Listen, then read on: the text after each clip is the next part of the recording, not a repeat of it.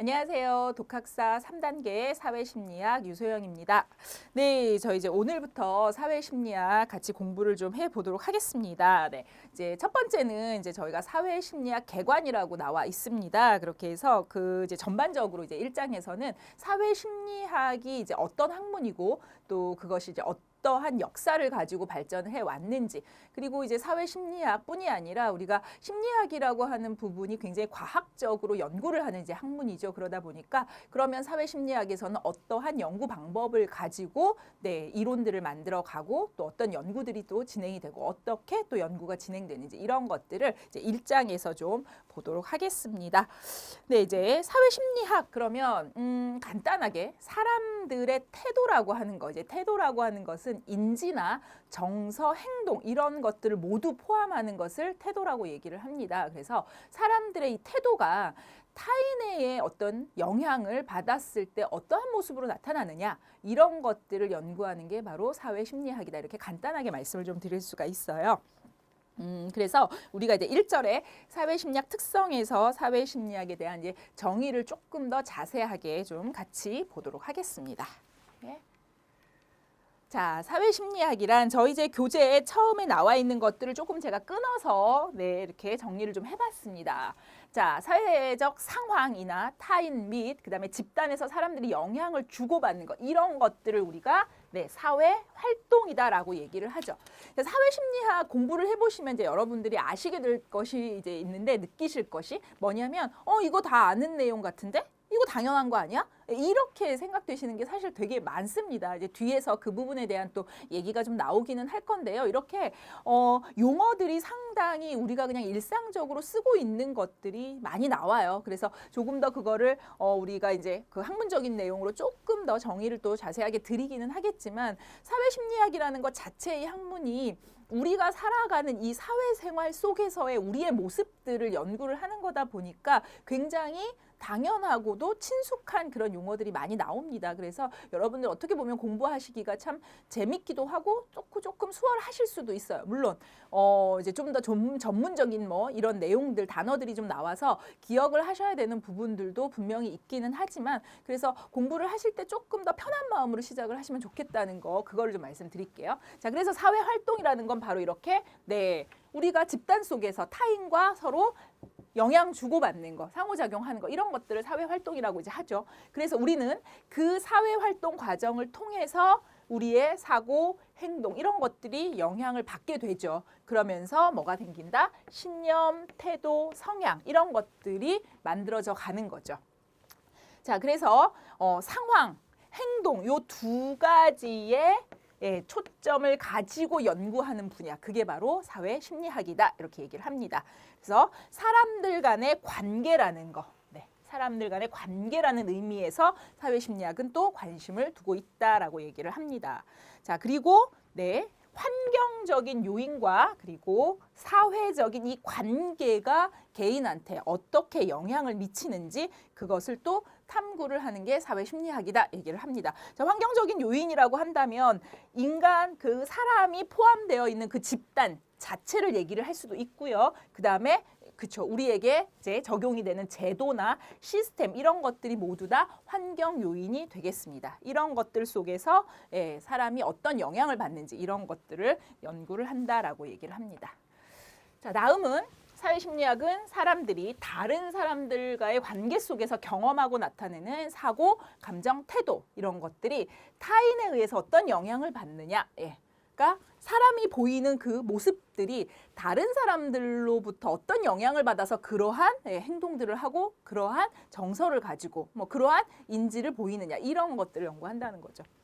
그다음에 사회학은 그래서 그런데 이제 사회학이라고 하는 게 있어요. 이제 뒤에서 사회심리학의 인접 학문들을 또 이제 보기는 할 건데 가장 대표적인 게 이제 이 사회학이에요. 사회심리학은 이제 사회학과 심리학의 어떤 혼합물이라고 볼 수가 있어요. 그래서 사회학의 차이점은 뭐냐면 개인이 초점이 아니에요. 사회학은 사회 어떤 단위, 조직, 계층, 집단, 국가 이렇게 집단을 연구를 하는 게 바로 사회학이에요. 그렇지만 사회심리학은 뭐다? 개개인, 사람 하나하나의 그런 내적 과정에 큰 관심을 두고 있는 것이다라고 하는 게 가장 큰 차이점이다 이렇게 볼 수 있습니다. 그래서 개인의 심리적인 과정과 행동의 관계가 바로 사회심리학의 주 연구 과제이다. 그래서 심리적 과정이라고 한다면 학습이라고 하는 것도 있고요. 동기라는 것도 있고 성격이라는 것들 이런 것들을 다 포함해서 개인의 심리적 과정이다라고 얘기를 하고 있습니다. 네. 그리고 이제 자, 집단과 사회관계 속에 나타난 인간의 행동, 사고 특성에 대해서 연구를 한다라고 되어 있는데요. 요 아래에 나와 있는 요 부분들은 어떻게 여러분들이 이제 보시면 될 것 같냐면 우리 교재에서 앞으로 다룰 내용들이다라고 이렇게 이제 보시면 될 것 같아요. 그래서 우리의 태도가 어떻게 형성이 되냐, 그다음에 타인과 집단 간에서 갈등 상황들은 도대체 어떻게 사람들이 조절을 해 나가느냐, 또 대인관계에 영향을 미치는 그럼 요소는 또 뭐냐, 또 사회관계 속에서 자신에 대한 개념은 어떻게 형성을 하고 또 어떻게 발전을 해 나가느냐, 또 공격성이라는 거, 그리고 친사회적인 행동들 있죠. 이런 것들이 어떻게 비롯이 되고 그다음에 문화권에 따라서 또 나타나는 모습은 어떻게 차이가 있느냐, 이런 것들을 우리가 이제 앞으로 계속 공부를 해 나간다라고 보시면 될 것 같습니다. 그래서 사회심리학에 대한 정의를 이렇게 보시면 될 것 같아요. 자, 그러면 이제 우리가 다음은 사회심리학의 정의 및 특성이라고 해서 조금 더 자세하게 한번 사회심리학의 정의를 보도록 하겠습니다. 자, 사회심리학이란 다른 사람이 있고 없고에 따라서 사람들의 생각, 느낌, 행동이 바뀌는 모습을 과학적으로 탐구하는 심리학의 한 분야이다. 다른 사람들이 있느냐 없느냐에 따라서 나의 행동, 나의 모습 굉장히 다르죠. 그렇죠? 그거는 우리가 상식적으로 이제 알 수 있는 거죠. 그런 것들이 과학적으로 좀 연구가 된다라는 거예요. 탐구하는 분야. 자, 그다음에 사회생활 속에 개인이 무엇을 하고 무엇에 영향을 받는지에 대해서 굉장히 궁금함을 갖는 것이 사회심리학입니다. 자, 그리고 이제 사회의 제도나 가치가 또 사람들에게 작용되는 방식에 대해서 답을 찾으려고 하는 것도 사회심리학의 관심거리다. 자, 그다음에 이제 사회심리학은 다른 사람들의 말이나 행동, 또 단순한 출현이 우리의 또 행동에 어떤 영향을 미친다라는 가정을 한다는 거죠. 자, 그리고 우리의 마음, 행동은 다른 사람이 있다는 사실만으로도 달라지는 경우가 많습니다. 그죠? 여러분들도 동의하시죠? 그렇죠? 자, 그것들이 우리를 어떻게 대할 것이라고 또 예상만 해도 우리의 태도가 달라진다라고 얘기를 하고 있습니다. 그래서 여러 상황 속에 놓인 개인들의 마음에 어떤 일이 일어나고 또 그 심리와 행동에 무엇이 있는 것이냐, 이런 것들에 대해서 관심을 갖는 거, 이게 바로 사회심리학이다. 이제 이렇게 보시면 되겠습니다. 자, 그래서 여러분들 이제 올포트 그림 이제 사진 나와 있는 오른쪽에 자, 이제 고 올포트라고 하는 학자에 대해서는 여러분들이 이제 밑에 간단하게 내용 나와 있는 거 읽어보시면 될 것 같고요. 자, 알아두기 이제 보시면 사회심리학자들이 사회적 영향력을 이해하고 싶어하는 이유. 자, 첫 번째는 호기심이에요. 궁금함이에요. 왜 사람들이 이런 행동을 하느냐, 이런 거에 대한 궁금함이 첫 번째고, 두 번째는 뭐냐면 그것을 연구를 함으로 해서 도움을 주려는 거죠. 그렇죠? 사람들의 행동이 이런 경향성을 보인다. 그래서 이런 것들을 예측할 수 있다라고 하는 것들을 연구를 해서 이제 도움을 주려고 하는 부분이 또 있는 거죠. 그래서 크게 이렇게 두 가지로 볼 수 있겠습니다. 자, 밑에 용어 설명은 이제 우리 수업 지금 하면서 설명드렸으니까 여러분들 같이 한번 간단하게 읽고 가시면 될 것 같아요. 자, 그러면 이제 사회심리학과 인접학문으로 좀 넘어가 보도록 하겠습니다. 이제 아까 말씀드렸듯이 사회학과 대표적으로 심리학 두 학문의 어떤 혼합물이다라고 말씀을 좀 드렸죠. 자, 그러면 첫 번째 사회학을 보도록 하겠습니다. 자, 사회학의 특징은 뭐냐? 자, 사회학자들은 사회적인 계급, 구조, 기관 이런 것들에 대한 주제에 관심을 가지고 있습니다. 그래서 핵심 포인트는 이거예요. 사회학과 사회심리학의 차이점을 얘기를 할 때 사회학의 관심 대상은 개인이 아니라는 거죠. 그죠? 사회 단위, 조직, 계층, 집단, 국가 이러한 집단 집단이 바로 사회학의 관심 대상이다라고 하는 부분 여러분들 꼭 기억을 하고 계셔야 될 것 같고요. 그 다음에 이제 사회학자들은 특정 집단의 통계치들을 구해서 사회 변혁이나 운동 이런 것들을 연구를 한다. 특정 집단의 통계치를 가지고.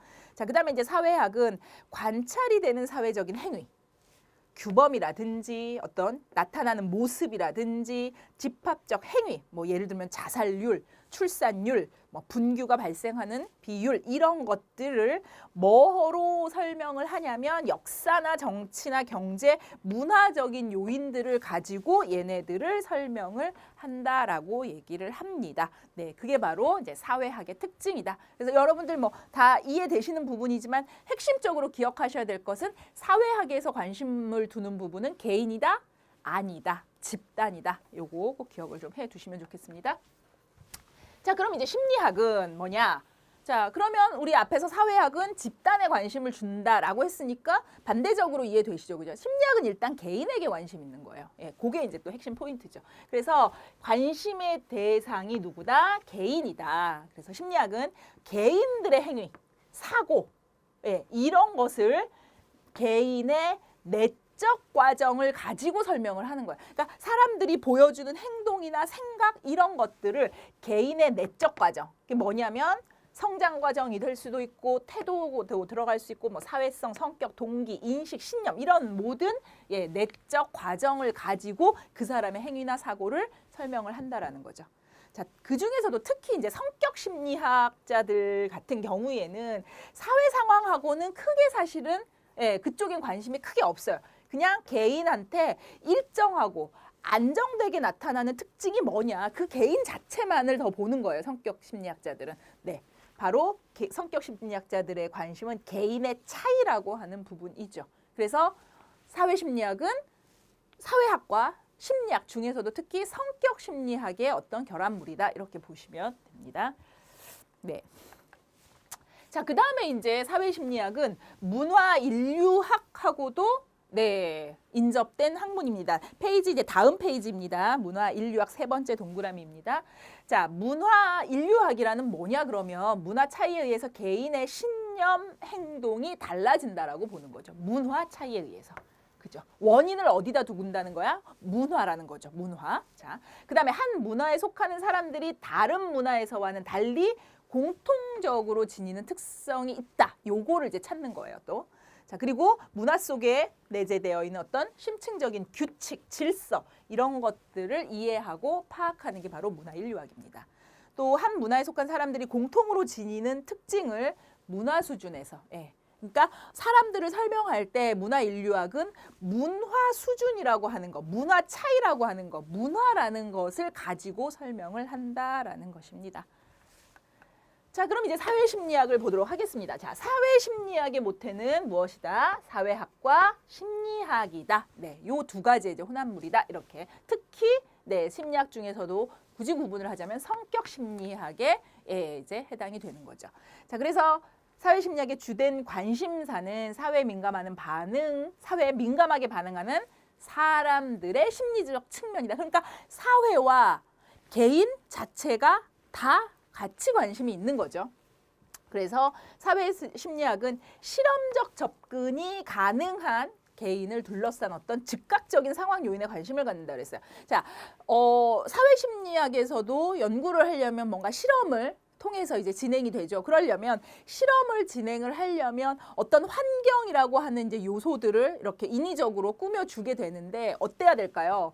즉각적인 상황이 돼야지 이게 장기적으로 유지가 되는 상황을 가지고 연구한다라는 건 좀 어렵죠. 그러니까 즉각적인 그런 상황 요인에 좀 더 관심을 가져서 실험적 접근이 가능합니다.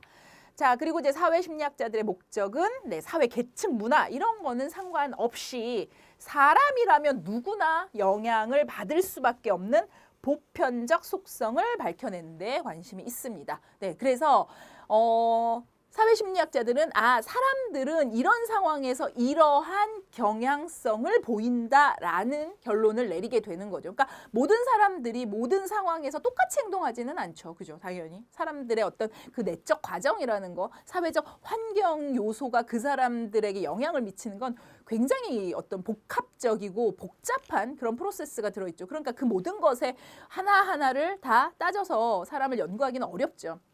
그런데 어쨌든 그러니까 사람마다 같은 환경이라고 해도 보여지는 모습들, 나타내는 행동들이 다른데 일반적으로 이런 모습을 보인다라는 거예요. 100%가 아니라 주로 이런 경향성을 보인다. 그런 것들을 이제 밝혀내는 게 바로 사회심리학이다. 이제 이렇게 보시면 되겠습니다.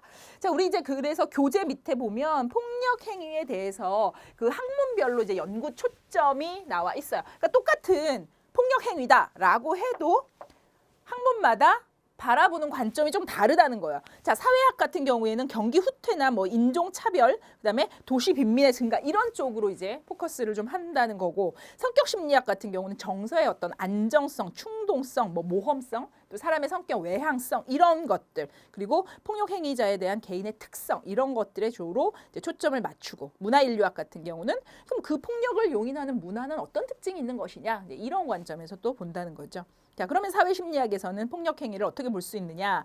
폭력을 당한 사람들이 보여지는 행동의 모습이라든지, 또 주변 인물, 또 뭐 빈곤이나 좌절 같은 것들이 어떻게 폭력 행동에 영향을 미치는지, 혹은 뭐 그런 것들로 인해서 또 폭력 행위가 어떻게 나타나는지, 뭐 이런 것들, 폭력 당사자가 처한 상황 이런 거에 관심을 갖는다라고 볼 수가 있습니다. 그래서 같은 주제라고 하더라도 어느 관점을 바라보느냐에 따라서 주제의 어떤 초점이 좀 달라진다 이렇게 보시면 되겠습니다. 자, 이제 두 번째 밑으로 내려가서요. 사회심리학의 관심 주제들. 자, 그럼 사회심리학은 뭐에 관심을 두고 있느냐? 이렇게 이제 두 가지를 얘기를 하고 있습니다. 하나는 사회적 상황 요인과 또 환경적 요인 이렇게 두 가지를 얘기를 하고 있습니다. 자, 첫 번째 사회적 상황 요인은 개인이 처한 생활 장면에서 작용하는 어떤 개인의 외적 요인. 그러니까 쉽게 말하면 나의 환경. 그거를 이제 얘기를 하고 있는 거죠. 그래서 타인이 존재한다라는 것도 사회적 상황 요인에 해당이 되고요. 그다음에 그 타인이 어떻게 행동하는지, 사람이 얼마나 많이 나타나 있는지, 그 사람에 대한 호감도, 인상, 친숙한 정도, 그리고 타인과 어떤 교류를 하고 있는지 이런 것들이 모두 사회적 상황 요인에 들어간다라고 얘기를 합니다. 그래서 사회적 상황 요인들이 사람에게 어떠한 영향을 미치느냐 그것을 사회심리학에서 밝혀준다는 거죠. 자, 네 번째는 사회적 상황에서 작용하는 영향은 상황에 접하는 정보들이 어떤 인지 과정을 통해서 처리가 되느냐에 따라서 당연히 다르게 나타나겠죠. 그리고 상황의 인식에 따라 상대의 행동을 또 다르게 인식할 수 있다. 이렇게 얘기를 하고 있는데요. 자, 네 번째에서 자, 어떤 인지 과정을 통해서 처리되느냐에 따라서 그 사회적 상황에서 작용하는 어떤 그런 정보들이 다르게 또 나타날 수 있다라고 얘기를 하는데, 우리 교재에도 이제 예가 나와 있지만, 만약에 전화를 굉장히 오래 하는 사람이 있다. 그런데 이제 그 사람을 우리가 어떻게 바라볼 수 있냐는 거죠. 하나는 어때요? 굉장히 뭔 전화를 저렇게 수다스러워. 뭐 이런 식으로 이제 바라볼 수가 있는 거고, 그다음에 그 통화가 이 사람에게 매우 중요한, 그죠? 뭐 주변에 중요한 사람의 어떤 뭐 다쳤다라든지 혹은 뭐 사고 소식 뭐 이런 것들이라는 것에 이 똑같은 행동이지만 이 두 가지 관점을 가지고 우리가 바라봤을 때 우리가 느껴지는 감정, 또 우리가 보여줄 수 있는 그런 행동 이런 거는 다르다라는 거죠. 그게 바로 이제 네 번째에서 얘기하는 거고, 그다음에 상황의 인식에 따라서 행동을 또 다르게 인식한다라고 하는 부분. 또 우리 뭐 책에서 보면은 굉장히 이제 무표정하고 또 심지어 화를 내는 것 같은 어떤 식당 종업원이 있다. 이거에 대해서도 우리가 그 사람이 왜 저런 행동을 하는지에 대한 이유를 우리가 알고 있을 때랑 또 모를 때랑 다른 거죠.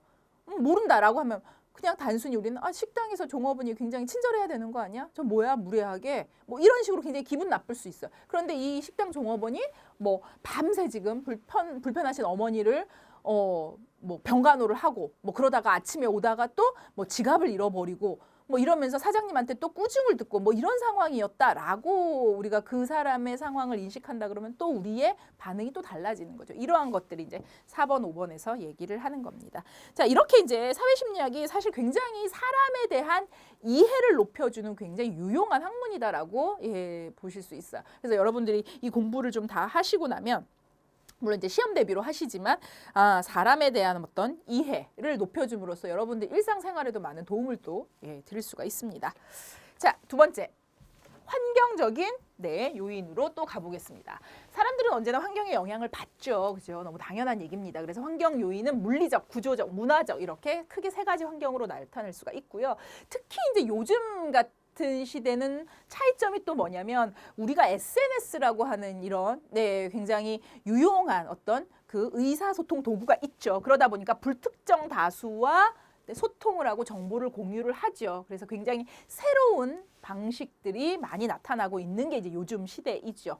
그리고 사회의 체제, 제도 같은 구조적 환경의 어떤 용이성이 사회적 행동에 큰 영향을 또 미친다라고 얘기를 합니다. 그래서 뭐 유럽 같은 데 보면 똑같은 비슷한 어떤 환경 수준을 가지고 있는 나라들이 있지만 어느 나라 같은 경우는 굉장히 어떤 장기 기증률이 높다. 그런데 어느 나라 같은 경우는 굉장히 낮다. 이렇게 이제 나와 있습니다. 저희가 예로 이제 보여드렸는데 뭐 덴마크 같은 경우에는 한 4.2%밖에 안 된다라고. 그런데 오스트리아는 99.98% 거의 100%가 다 장기 기증을 한다라고 하는 거예요.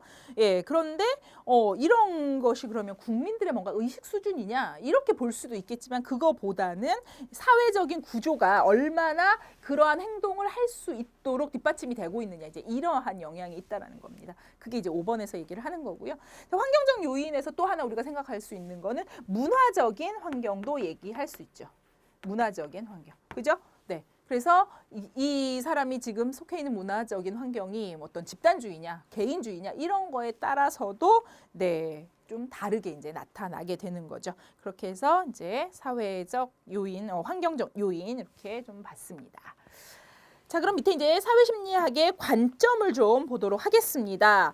자, 사회심리학과 상식이라고 나와 있습니다. 저희 교재 보시면은요, 첫 번째 줄 보시면 사회심리 현상에 대해서 우리는 직관적 경험을 통해서 이미 상당한 수준으로 알고 있는 경우가 많다라고 얘기를 합니다. 그렇습니다. 상식적으로 우리가 알고 있는 부분이 사회심리학에서 연구가 되어져서 거론되는 부분들이 많습니다.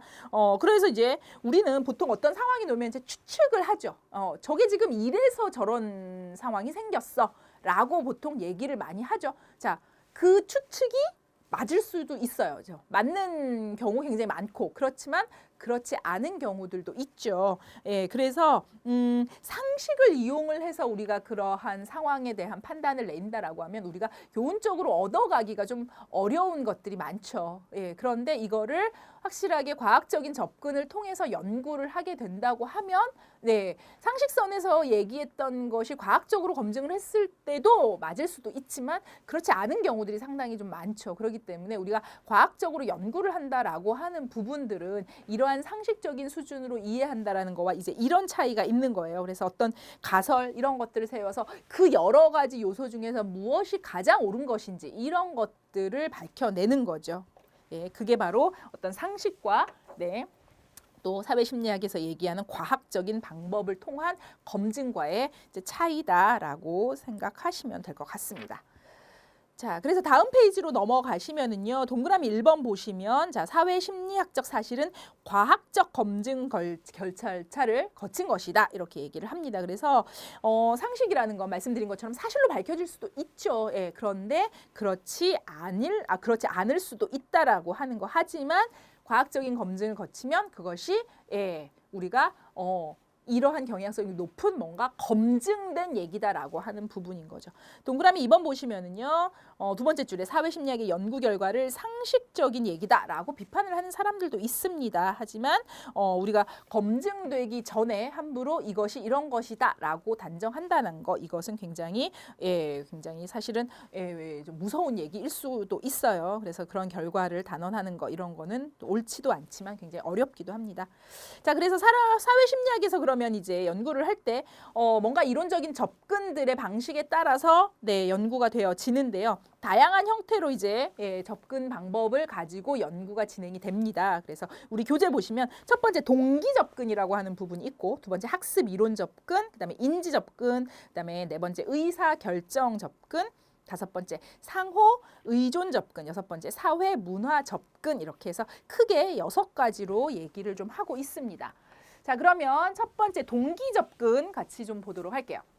자, 동기라고 하는 건 뭐예요? 우리가 어떤 행동을 하도록 만드는 원인이 되는 거죠. 그렇죠? 우리가 예를 들어서 목이 말라서 물을 먹는다고 할 때, 자, 물을 마시는 것도 목이 마르다라고 하는 동기가 있는 거고요. 그렇죠? 자, 그다음에 내가 지금 뭐 예를 들어서 차를 타러 가야 되는데 뛰고 있어요. 샷 시간이 늦지 않겠다라고 하는 그런 아주 단순한 부분, 이런 것도 동기가 되는 거죠. 자, 공부 여러분들이 하시잖아요. 이것도 뭐예요? 시험에 합격하겠다라고 하는 그런 동기들이죠. 이런 모든 우리가 행동을 하는 모든 것들에는 바로 이 동기라고 하는 것이 작용을 하는 거죠. 자, 그래서 동기 접근이라는 건 인간의 사회 행동을 그런데 주로 본능적인 동기, 즉 생물학적 욕구, 요걸로 얘기를 하기도 하고, 두 번째는 사회적 동기. 그래서 크게 2가지로 얘기를 할 수 있습니다. 본능적인 생물학적 동기, 하나는 사회적 동기. 이렇게 크게 2가지로 얘기를 할 수 있습니다.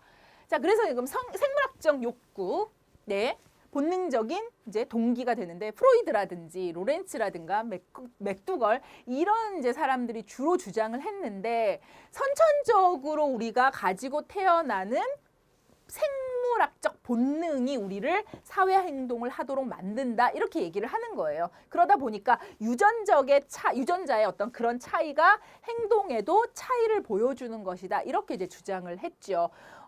그런데 본능이나 유전을 가지고 행동을 설명할 수 있어요. 그죠? 사람마다 타고나는, 가지고 태어나는 게 분명히 다르죠. 그렇죠? 우리가 모든 사람들이 똑같은 능력을 타고나지는 않죠. 그죠? 분명히 태어날 때 개인차가 이미 존재는 해요. 하지만 여기에서의 문제점은 뭐냐면 환경적인 요소들을 무시를 하는 거예요. 그렇지만 우리는 어때요? 환경적인 요인과 우리의 생물학적 요인이 모두 다 우리의 행동에 영향을 미치는 거죠. 그러다 보니까 사실 사회심리학에서 관점은 사회적인 환경에 사실 굉장히 포커스가 맞춰 있죠. 그거에 따른 개인의 행동을 보는 거다 보니까 사실 이러한 생물학적 요구에 대한 관점은 사회심리학에서는 크게 영향을 미치지 못하고 있습니다. 자, 두 번째 사회적 동기, 사회화 과정에서 후천적으로 습득된 동기를 얘기를 하겠죠. 그렇죠? 그래서 성취 동기라는 것도 있고 친화 동기, 세력 동기, 뭐 이런 것들을 가지고 사람들의 행동을 설명을 하는 거, 이게 바로 사회적 동기. 그래서 동기적인 접근을 이렇게 설명을 할 수 있고요. 자, 두 번째 이제 학습 이론 접근입니다. 학습 이론이라는 거는 이제 주로 행동주의적인 이제 접근이라고 얘기를 할 수가 있습니다. 그래서 행동주의자들은 사람의 행동이 학습으로 가능하다, 사람의 행동은 학습을 통해서 만들 수 있다라고 하는 게 이제 행동주의자들의 주장인데, 그거에 이제 영향을 받은 게 바로 학습 이론 접근입니다. 그래서 경험을 하면 새로운 행동이 취득이 되고, 그리고 그러한 적응 능력의 습득이 어떻게 가능한가, 이러한 원리들을 이제 설명을 하는 게 학습 이론적인 접근인데요. 크게 이제 3가지로 연합, 강화, 관찰, 이렇게 3가지를 학습 이론에서 얘기를 합니다. 자, 연합이라는 거는 2가지 자극이 반복적으로 짝지어졌을 때 학습이 이루어진다라는 건데, 여러분들 이제 고등학교 때 그 생물 시간에 배우셨던 파블로프 개를 기억을 하시죠, 그렇죠? 연구자가 이제 고기를 줄 때 이제 이 개가 침을 흘리는 거를 이제 봤는데, 우연히 종소리를 아니죠, 발자국 소리, 연구자의 발자국 소리를 듣고서 침을 흘리더라는 거예요. 고기를 보지도 않았는데, 그게 이제 연구의 시작이 된 거죠. 그래서 종소리만 듣고도 침 흘리는 개, 여러분들 그거 기억나시죠? 그거예요. 그래서 고기와 종이라고 하는 상관없는 이 이제 중성 자극이라고 하는 건데, 이 둘을 연합을 시켰다. 연합이 이제 그런 표현이에요. 고기, 침을 흘리게 하는 고기와 아무 상관없는 종소리 둘을 종치고 고기 주고, 종치고 고기 주고, 이걸 이제 계속 반복시킨 거죠. 그렇게 했더니 나중에 종소리만 가지고도 침을 흘리더라, 학습이 되더라. 그게 바로 이제 연합이라는 거고, 강화라는 거는 어떤 행동을 했어요. 했는데 그 후속 결과가 되게 좋은 어떤 보상이 나타나요. 그죠? 공부 열심히 했는데 합격을 했어. 어때요? 기쁘죠. 그러니까 더 열심히 또 공부하게 되는 거죠. 이것도 보상이 되는 거고, 시험 잘 맞았다고 엄마가 뭐 선물을 해준 거, 이것도 보상이 되는 거고, 그죠?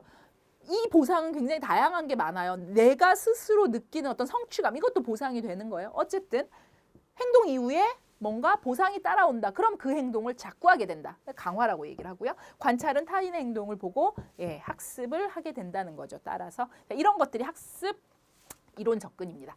자, 그다음에 이제 인지 접근은 사람들이 이제 사고와 관련이 되어 있는 거를 이제 인지다 이렇게 이해하시면 될 것 같아요. 그래서 사회적 환경의 이해는 그 환경을 어떻게 인식하냐 사람들이 그거에 따라 달려 있다라고 얘기를 하는 거예요. 그래서 개인이 지금 당면한 그 사회적 상황이 주관적으로 어떻게 이해를 하느냐, 해석을 하느냐, 그거에 따라서 행동이 달라진다라는 거. 그래서 사회 행동의 원인을 설명하는 귀인과 사람에 관한 정보 처리가 다루어지는 사회 인지, 요게 이제 주로 이 인지 접근에서는 주로 이제 연구가 이루어지는 부분인데요. 귀인이라고 하는 거는 뒤에 이제 용어 설명에 나와 있는데요. 행동의 원인을 어디에 있는지 찾는 거, 이것을 귀인이라고 해요. 예를 들어서 시험을 잘 봤어요. 성적이 좋았어요. 자, 그런데 내가 열심히 공부한 탓이야 라고 생각한다고 한다. 그러면 이건 내적으로 귀인한다라고 우리가 표현을 하고, 시험이 쉬웠어. 이렇게 표현한다고 한다면 그건 외적으로 귀인을 한다라고 이렇게 얘기를 해요. 그러니까 행동의 원인을 어디에 두느냐, 그거를 귀인이라고 얘기를 합니다. 자, 그렇게 해서 이제 인지적 접근이 이렇다라고 말씀드렸고요. 자, 그다음에 이제 의사결정 접근이라고도 있습니다. 자, 사람들이 의사결정을 할 때 도대체 어떻게 하느냐, 그거를 이제 얘기를 하는 건데, 너무 사실 읽어보시면 여러분들 굉장히 상식적으로 느낄 수 있어요. 자, 보상을 얻고 손실을 피하려고 하는 방향으로 우리는 어떤 의사결정을 한다. 그렇죠, 여러분들? 그죠? 손실은 피하고 싶잖아요. 자, 두 번째, 직면한 상황에서 취할 수 있는 여러 행동들 중에서 가장 이득이 되는, 그죠? 여러 이득이 나올 거 아니에요, 그죠? 그 중에서 우리 어떤 걸 선택할까요? 제일 이득이 많은 거, 그죠? 그게 바로 의사결정 접근이라는 거. 그래서 같은 얘기인데요.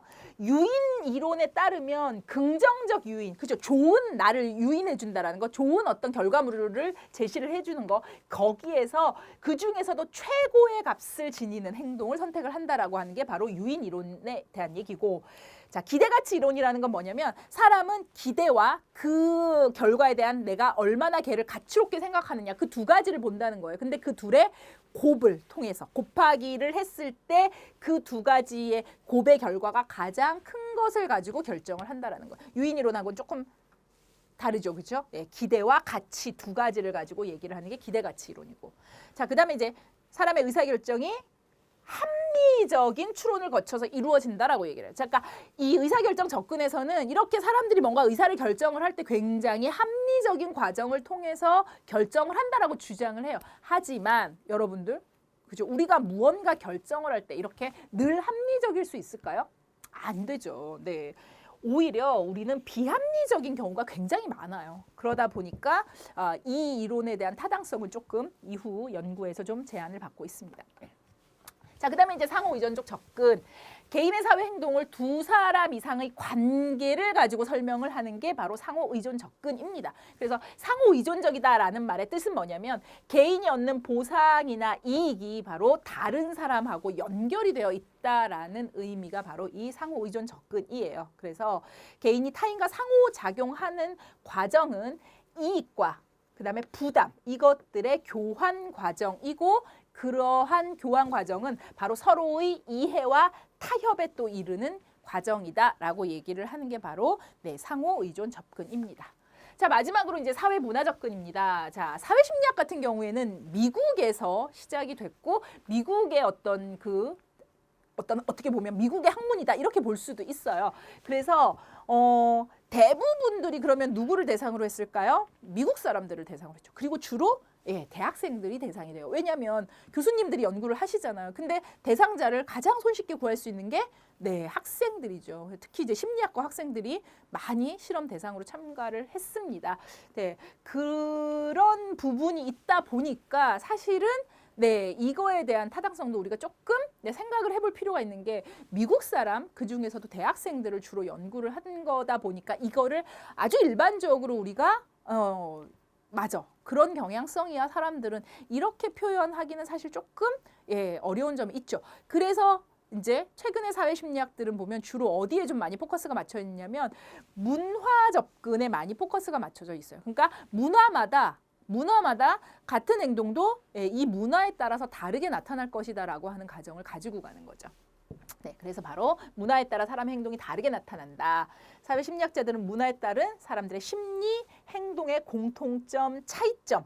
그럼 그것의 어떤 유발 원인은 뭐냐? 그게 문화적으로 어떤 원인이냐 이런 것들을 알아내려고 하는 게 바로 문화적 접근입니다. 그래서 대표적으로는 집단주의와 개인주의, 그죠? 집단주의 같은 경우에는 특히 우리나라 같은 경우 집단주의죠, 그죠? 행동의 원인이 우리 집단이다, 집단에 대한 원인을 가지고 행동을 한다. 그러면 이제 그건 집단주의라고 표현을 하고 그 다음에 그 행동이 그냥 개인 자신이다라고 하면 개인주의라고 얘기를 합니다. 그래서 대표적으로 이제 집단주의와 개인주의 차원이 문화적인 접근에서 해당이 되는 거고요.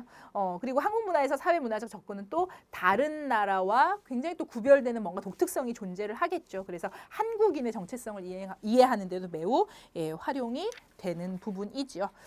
네, 이렇게 해서 다음 페이지에 알아두기 여러분들 보시면은요. 네, 이제 사회심리학의 4가지 핵심 가정이 있습니다. 자, 행동이라는 것은 인간과 상황의 복합적 영향에 의해서 결정된다. 그렇죠. 행동이 우리가 인간 그 하나만 가지고도 설명이 되지 않고 환경 하나만 가지고도 설명이 안 되죠. 이 둘의 뭔가 복합성이 존재한다라는 거죠. 자, 두 번째, 인간의 모든 사고, 감정, 행동은 타인과 연결되어 있고 본질적으로 사회적인 것이다. 그죠? 여러분들 동의하시죠? 자, 세 번째, 행동을 이해하기 위해서 우리는 사람이 자기 자신과 자신의 사회적 세계에 대해서 어떻게 생각하느냐, 그렇죠? 인지적인 부분인 거죠. 어떻게 그 상황을 판단하고 받아들이느냐, 이해하느냐 이런 거에 따라서 달라진다. 그렇기 때문에 어떻게 이해하고 있는지를 생각하는지를 알아야 한다라는 부분, 그게 바로 행동을 이해할 수 있는 부분이다라는 얘기가 있고요. 그 다음에 이제 과학적인 방법이 바로 사회 행동을 정확하게 이해하는 가장 좋은 방법이다, 이렇게 얘기를 하고 있습니다. 밑에 이제 용어 설명은 앞에서 설명드렸으니까요. 여러분들 다 같이 또 다시 읽어보시면 되겠습니다. 네, 이렇게 해서 저희가 이제 1절 오늘 다 마무리를 좀 해봤습니다. 그래서 1절은 전반적으로 이제 사회심리학의 특징들을 좀 저희가 봤습니다. 그러면서 사회심리학의 인접 학문들, 사회심리학과 좀 유사한 학문들을 또 같이 좀 봤고요. 그리고 이제 접근, 이론적으로 어떠한 측면으로 사회심리학이 이론적 접근을 하고 있는지 이렇게 공부를 했습니다.